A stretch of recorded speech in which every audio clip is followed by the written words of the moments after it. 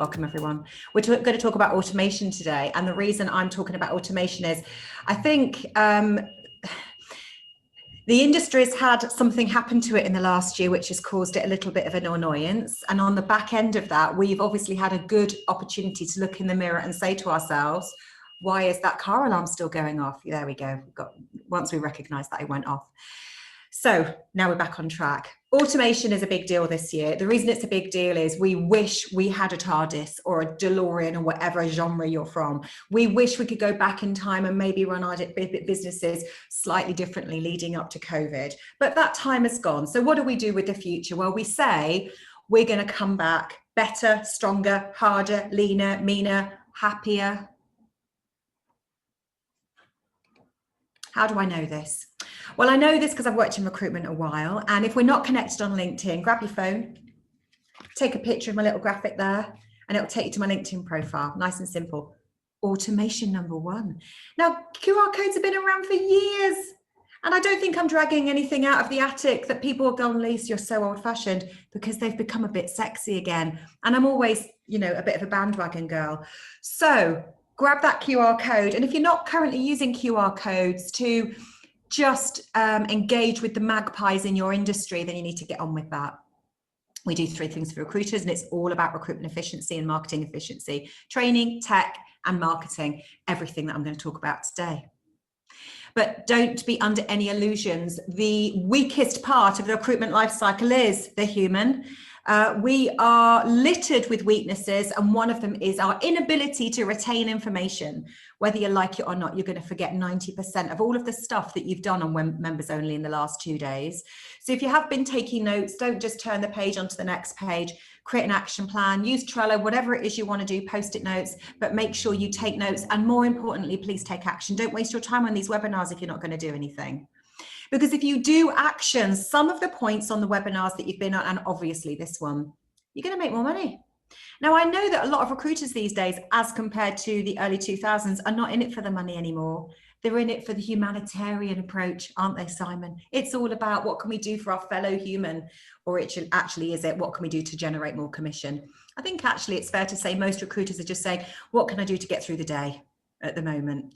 I'd like to think that by the end of this year, the stuff that my team and I have done is created stronger teams of trained recruiters using technology more effectively and working with the marketing teams to create more leads and a pipeline so that recruiters can go home earlier, work less hours, potentially recruit less staff, just have a better work-life balance and earn some more money. Wouldn't that be lovely? Not that I've got high standards or anything like that, but you save time, you make more money, or you have a better work-life balance, or both. 1 hour a day is 6 weeks a year. That is a lot of time to save. So everything we're going to talk about today, think about how can I save time and what am I going to do with that time? What's in it for you? When we look at pre-COVID stats, and I don't think this has changed. If anything, I think it's got worse. The majority of candidates that we placed, we already had before we wasted a huge amount of time and money sourcing them from elsewhere. And when you source candidates from elsewhere, you're sourcing them from places that everyone else is sourcing from, including your clients. Not a good use of your time. You're also probably spending lots of money doing that and buying lots of technology to do that. So we need to maybe get to the end of 2021 and say, how have I knocked that stat down? How have I made sure that actually the people that I've placed were on my system all along and I was working well with them in order to convert them? Equally, why is it I'm losing so many candidates to a crappy process? Fix it, please. And why is it that I don't have time to engage with the best candidates because they come and go really, really quickly? Think about how automation can help you with that. Equally, clients tend to be quite fiddly as well. And we know, those of us who've been in recruitment a while know that certainly 20 years ago, clients tended to stick with a recruiter and work with them. Now they'll stick with 20 recruiters and work with them. And then I get recruiters going, yeah, it's normal. I'm like, no, it ain't.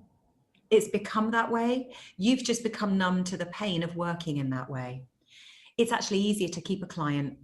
It's much harder to win a new one. So again, let's be smart this year.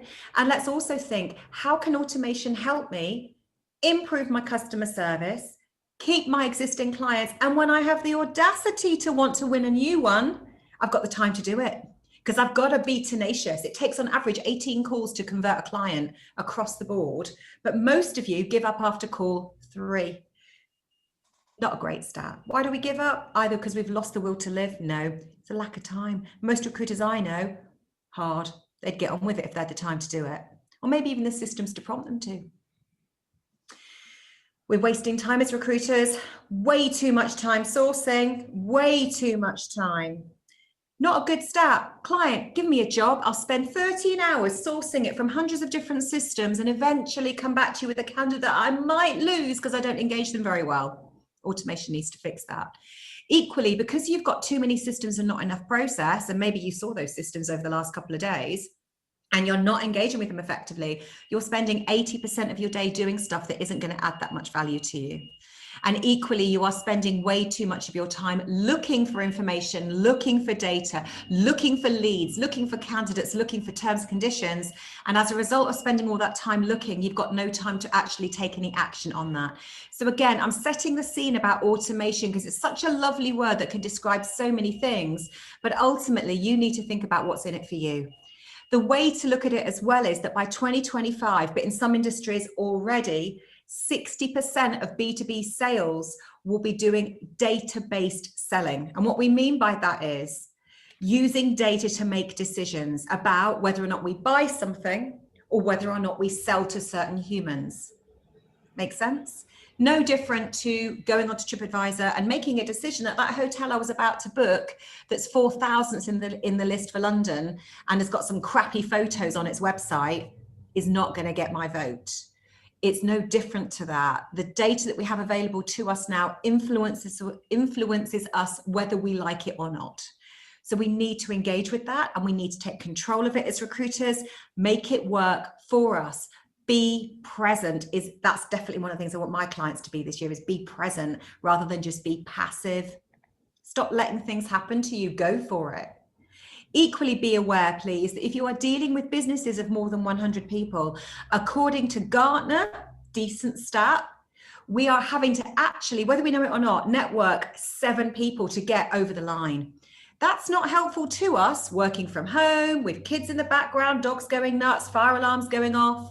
We need to make sure that our online personas are not passive, they are active, they are 24/7, and they are generating warm leads for us every day because we don't know who's looking at us right now.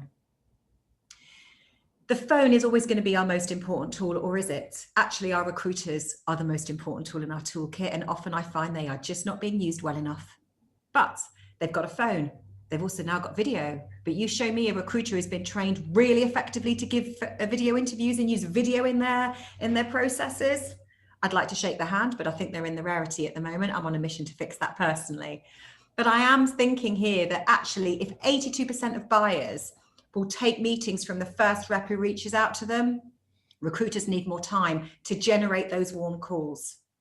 They equally need to make sure that they've got time to get those sales converted and be tenacious. But right now, the average recruiter doesn't have time because they're too busy doing stuff at the wrong end of the funnel.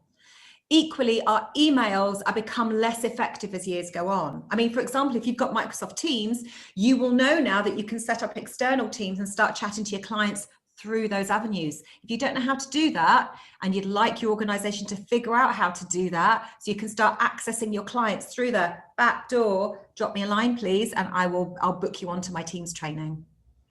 But don't forget, emails, yeah, theoretically very powerful, extremely easy to send, but the goal is never to send an email, the goal is to generate a fee. And email can actually get in the way of that, and our data is definitely getting in the way of that. If any of you sent any mailers last year at certain times of the year, you may have been devastated by the number of hard bounces you got, aka people no longer in the business. So we know we've been through a seismic shift in the industry, and that is, I think that's permanent. So how can we use automation to get more time on the phone, to make sure our emails hit the right people at the right time about the right content, and ultimately to make us more effective recruiters and marketeers? Because right now, Google has a story to tell about us. And I didn't create that graphic because I'm clever with Photoshop. I just typed in why are recruiters so. I'd like to think so hot should have been at the top. But unfortunately, vague, busy, slow, flaky, pushy. Where would you put yourself in that, Simon? You said hot, yeah? No. Well, where would I put myself? None of those. Obviously, we know that recruiters change people's lives. Although I've yet to see any recruiter actively say that out loud. I think they do. When I worked with a recruiter before, a good one, and they've got me a job, granted about 400 years ago, they changed my life. They didn't just get me a slightly better deal. They changed my life. But for some reason, we don't talk about that anymore. It's a dirty secret. We get them jobs. No, we don't. We do more than that. But the problem is because we don't market ourselves in that way, because we don't actually probably have a process that changes people's lives. We only have a process that gets people jobs. There's a problem. And again, COVID, I think, has exposed that. Equally, the lovely CV Library did some statistical analysis. And apparently, in terms of certain skill sets like morality and reliability, we were quite low down. It's not good, is it? Not good.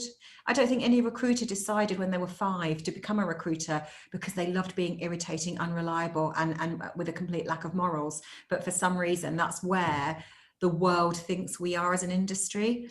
And I think, could automation fix that? Too flipping right, it can. Because recruiters are often saying they've not got time to be effective, but we know they're wasting time doing all the wrong stuff. So I've worked with seniors in recruitment for a long time. And the one thing they often say to me is, why can't they just pick up the phone?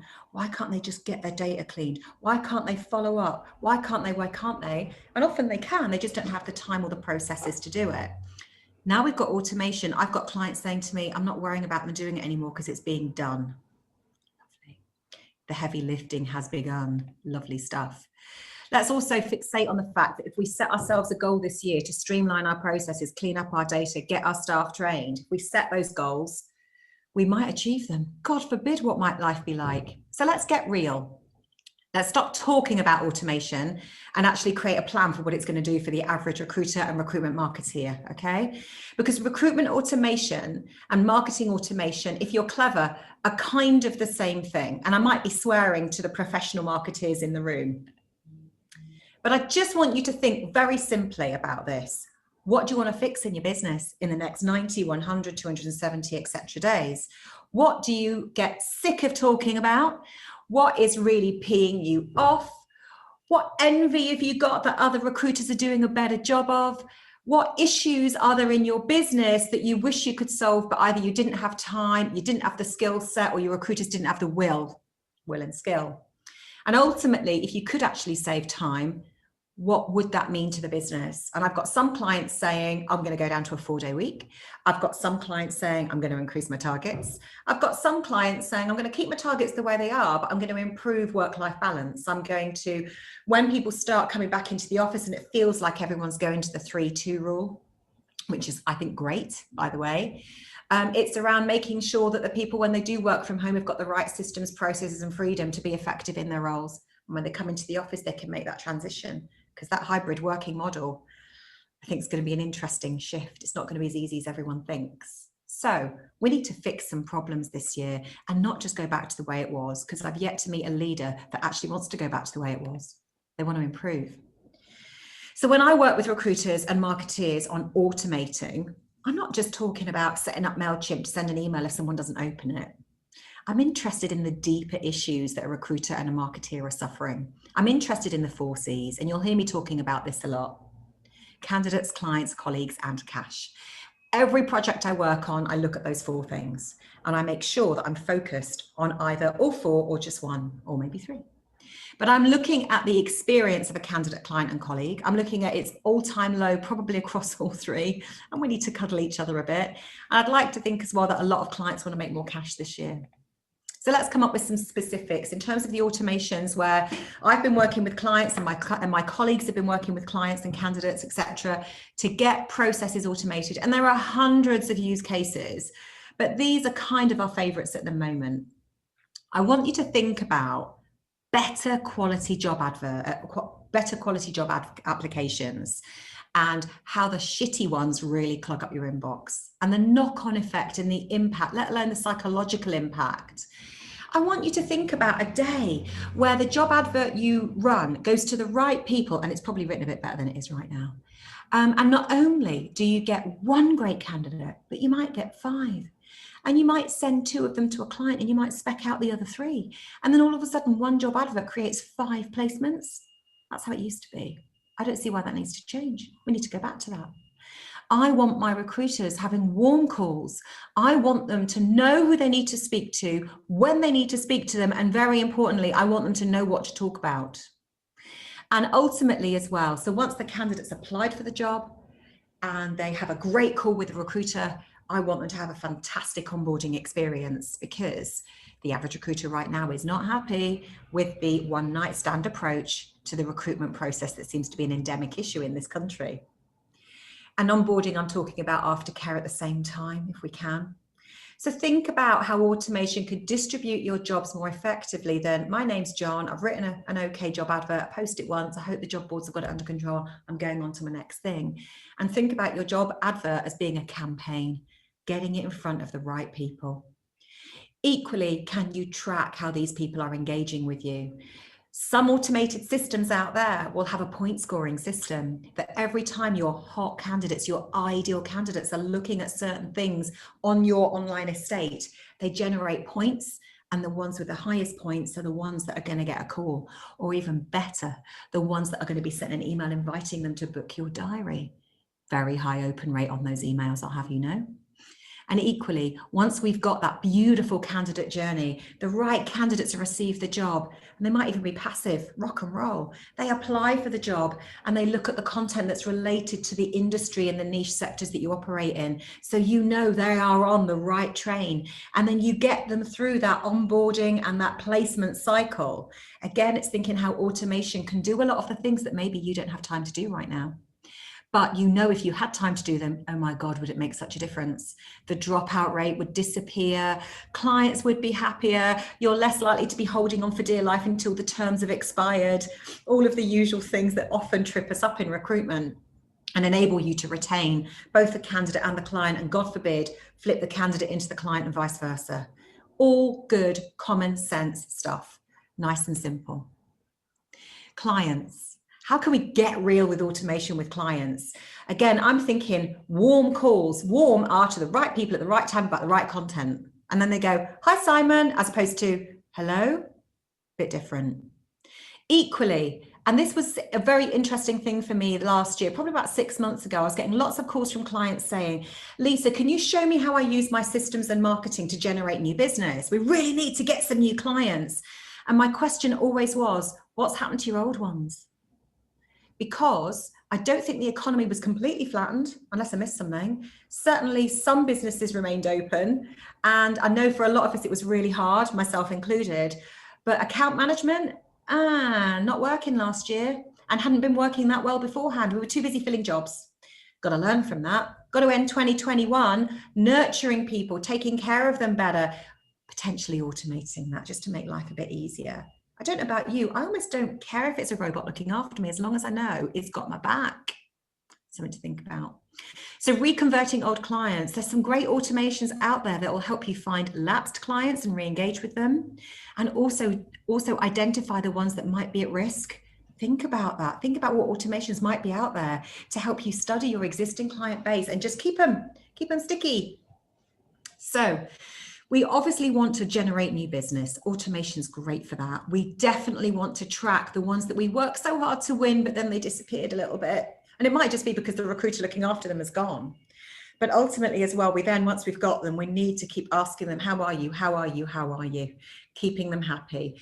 A lot of the automations that we're doing right now are around scoring and making sure that the client's happy during the process, not just at the end, to make sure that we can nip any issues in the recruiter's process in the bud. And again, clients, there's a lot of data out there to say that you have a stronger relationship with a client if they see you actively fixing a problem than just simply because you've got a problem, if that makes sense. Something to think about.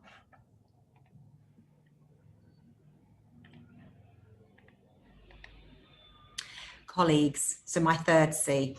And you will always hear me say the coolest tool in recruitment is the recruiter, and I'm not blowing smoke in the right direction. I've always thought that. They are the things that continue throughout the process, although data is a close second. But colleagues are really suffering. Statement alert, soundbite. Why are they suffering? Right, well, the ones that didn't get furloughed had to hold their end up. The ones that did get furloughed, everyone assumes they know what they're doing when they get back and they dare not ask for help because that might put them at risk, maybe.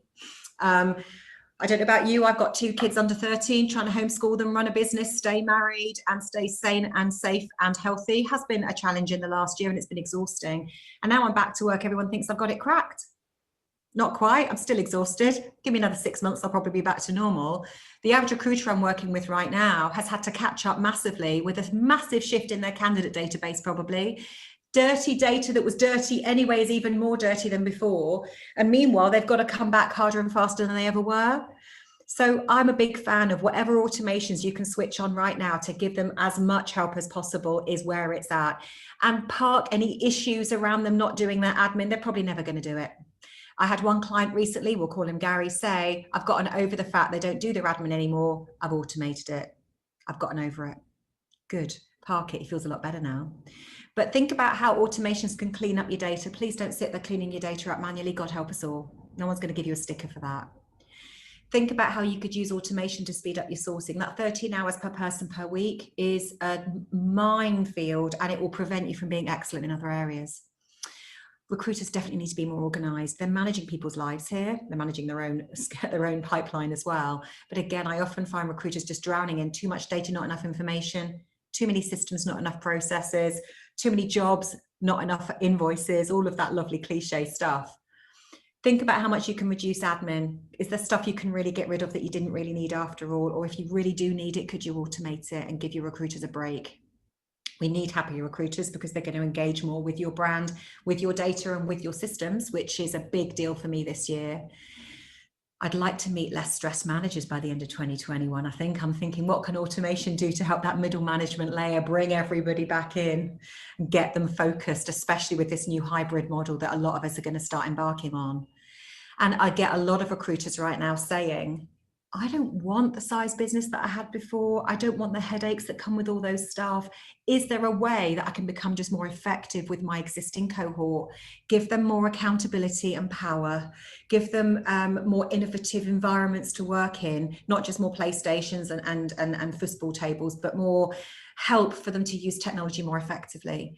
So think about how automation can remove crap from a recruiter's day and get them focused on why they joined the industry. Think about getting rid of data that has been creating FOMO for far too long and is actually getting in the way of great sales.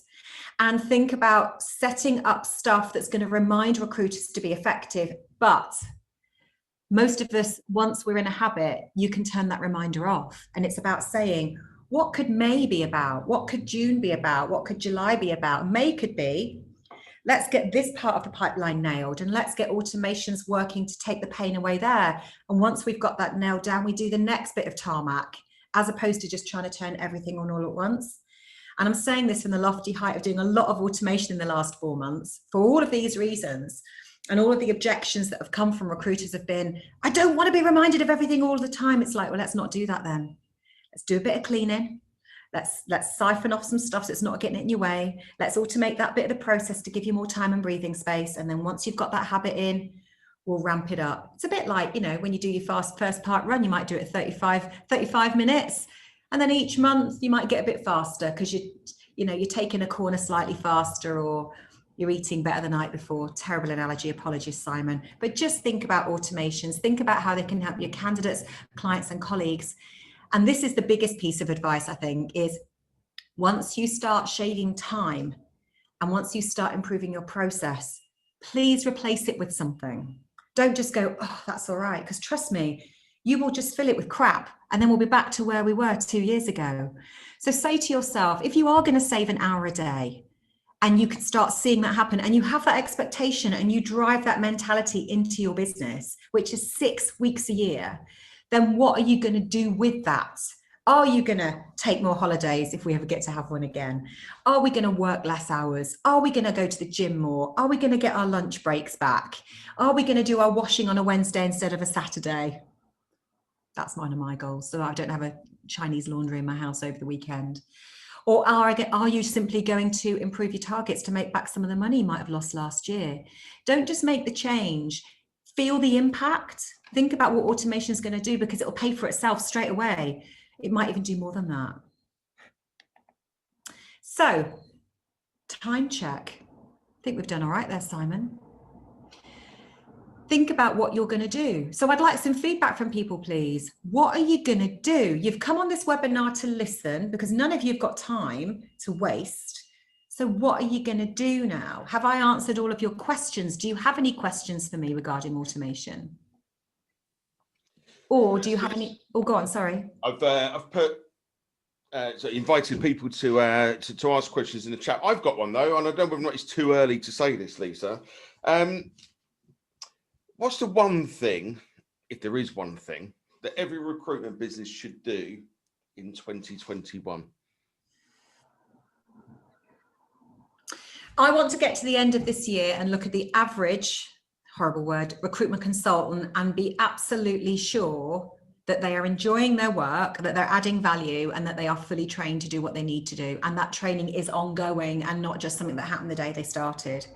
Because I think that for me is what I've seen in the last year has really scuppered the industry, is a lack of process and a lack of, it's the problem between the chair and the keyboard.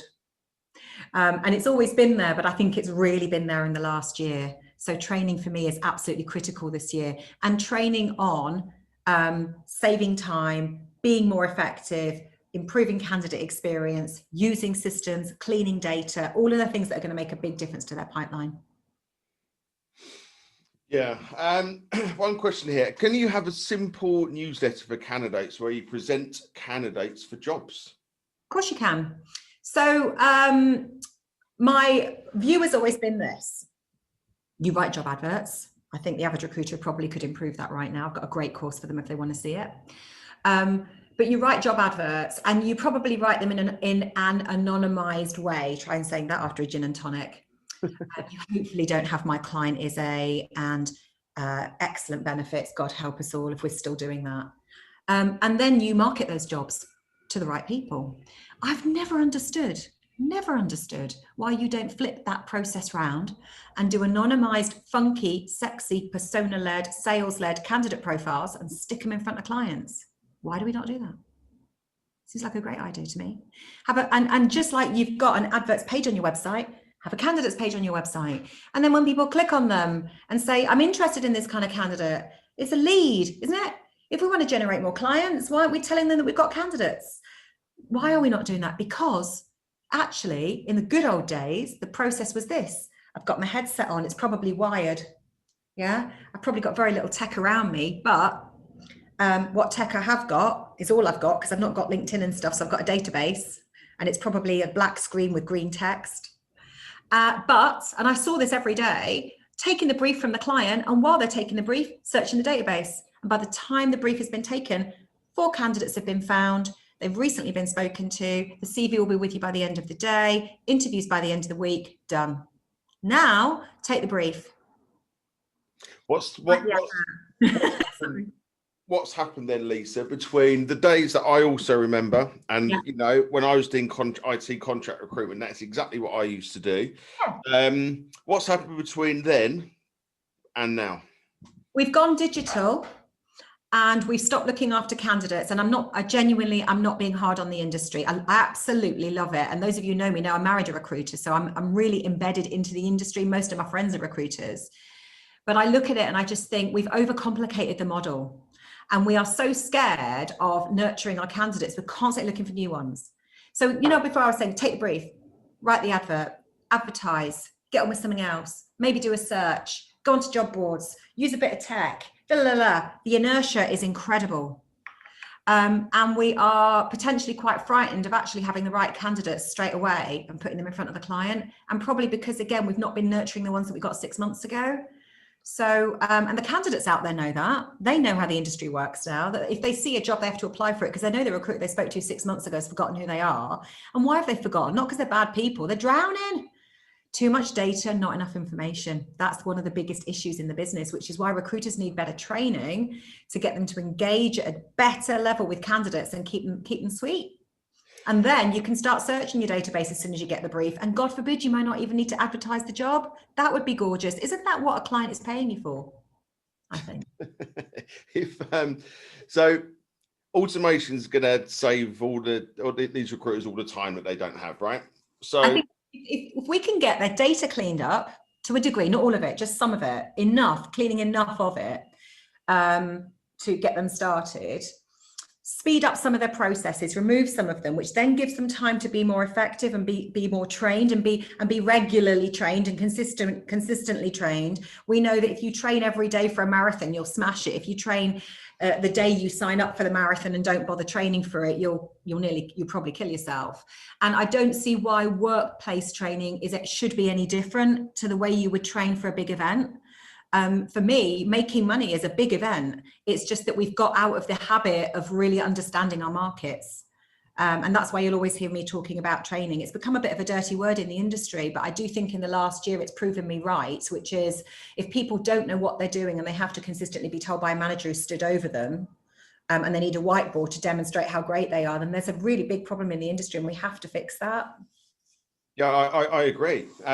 What tools can we use to help this automation? So there's obviously the usual suspects, things like Candidate ID and Herefish, yeah. And obviously I do a lot of Herefish work, and that's not me plugging it. It's a great bit of kit. And I say that as someone who's been in technology a long time. And it's very rare that I see stuff that kind of like, I'll use the word take my breath away, but just because it fixes so many problems. It fixes so many problems. But even basic stuff like, look, when I make a cup of tea, I'm not suggesting every recruiter needs a kettle, but when I make a cup of tea, I don't put a saucepan on the freaking hob and watch it boil. Yeah, that's a kettle's automation. It's that simple. So I think about what can I do to automate? So I use Calendly. And for some people, that's a very old hat bit of kit, but I'm still meeting recruiters that either are agnostic about it or don't use it at all. God damn it, it's a really, really clever bit of kit and it's free. In terms of email marketing, if you wanted to stick with plain old email marketing without going that next stage and think about how recruitment automation, not just how marketing automation can help you, you've clearly got the big boys like HubSpot and Marketo, very rarely used in our industry for all the right reasons. I'm not anti them, by the way. I just tend to find them a bit chunky. MailChimp is fantastic, but again, it's purely there from an email marketing perspective, which I don't think is really what the issue is right now. I think it's more endemic in the industry that recruiters need to get more automated, not just their marketeers. But I do think that I can, and I'll put a list of tech up on my blog later on if you like from an automation perspective, but I do think it's around looking at your candidates, clients and colleagues and figuring out where the roadblocks are to stop them from making money or being effective, and then either removing parts of the process, because that could be automation as well, just get it out, or automating it if the recruiter doesn't have enough time to do it. And like I say, simple things like Calendly, simple things like Teams, there's a load of stuff in Teams that can automate your environment as well, can be really effective. But the big players like Candidate ID and Herefish now have really got something to say, and Sense as well. Sense is hitting the market in the UK, which is quite a cool bit of tech. Explain, if you wouldn't mind, and I've actually emailed you, Lisa, about the Teams training. Yeah. That's fantastic. Tell everybody the summary of what that involves and how we can get engaged with our clients and potentially candidates with that. So how can I explain this? It'll be the first time I've explained it out loud. I've done videos on it, but I've not explained it out loud. So bear with me while I wing it. Right, we've got a client over in Dublin. They've got a number of recruiters and we're training them on bullhorn and inbound sales and all that lovely stuff. And rather than sending them loads of emails, we've just set up a team and we've got access to them, so we can send them tips every day. It's just like instant messaging. There's polls. You can use something called Polly Polls, which is like a little parrot, where we can ask them questions. We tend to do what we call sarcasm quizzes, like what's the best way to lose a candidate kind of thing. And you can also be sending content. Now, there's no reason why a recruiter can't do that from a hiring manager's perspective and have that hiring manager within a team in Teams and be having that communication. It's a lot more instant, it's a lot more fluid, it's a lot more engaging, it's a lot less hassle. And again, I'm a big believer is if you can use tech just to turn someone's head, that might be all you need to keep them engaged, as opposed to doing really, really funky stuff. You just might need the magpies in the room to go, oh, what's that? Because it's shiny. So Teams could be used. Again, it's about saying, where in your workflow do you need to create speed? And could the tech that you've already got, or are there some little bits out there, could it create some turbo in your process? And Teams is definitely one of those things right now, I think.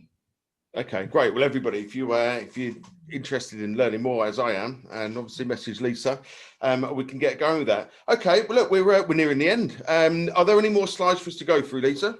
No, that's it. That's all you're going to get today. Terrific, magnificent. Well, here's a bit of soothsaying then for you, Lisa, and I'm just going to chuck it at you. I know you better deal with it. Where's the industry going this year? What does the next 12 months look like as far as you're concerned? I suppose I can only speak for the clients that I'm working with, but the ones that I'm working with are really excited, very ambitious, very assertive, and it's tech, but for the right reasons. So whereas before, potentially recruiters might have bought it because everyone was talking about it and they were getting a good deal. Now, finally, the industry's going, what's in it for me? What's it going to do for me? How's it going to make my life better? Great. I love those conversations, because then we can get to the end of this year and people are going to be a lot more effective, not just a lot more having to make more money to pay for the tech. So I think that's where the industry is going. It's going to become more effective at what it does. I think it won't survive if it doesn't. So I think it's the crunch time now, but a really good crunch time. Great. Well, Lisa, thank you ever so much. As always, very informative. We've had some comments come through, and the dynamism was amazing. The energy, as it always is with you, Lisa. I'm motivated, mate. What can I say? Yeah, well, I do hope you don't get burnt out through this. You don't see me afterwards. No, I don't get burnt out. No, it's good. I ain't got time to get burnt out. Of course you haven't. Well, listen, Lisa, thank you ever so much on behalf of everybody. Thank you, ladies and gentlemen, for participating today and for joining us. Hopefully you got loads of value out of it. Please do message Lisa. What's your email address, Lisa? Lisa@barclayjones.com. But a quick plug, if I'm allowed to do this. Of course. We have an online training platform called Recruitment here. It's about to go live. We're a bit excited. It's got all of our systems training on, plus some of our more soft skills stuff on it. So if you want to use Teams more effectively, Calendly, Bullhorn, Adapt, Hinterview, I was going to go through the list, Hinterview, Pager, I'm going through the systems, Serenum, Sourcebreaker, all of that really gorgeous stuff that's going to make you more money this year. We've got the training for all of that in a gamified league tabled location, and we're giving free trials away. So if you're interested in looking at that, then either pop something into the chat and we'll get back to you, or just come and find me on LinkedIn. Let's not forget the automation, which is tiny automation. There we go. Grab your camera phones, hold up the camera in front of that little QR code, come to me via LinkedIn and just send me a message.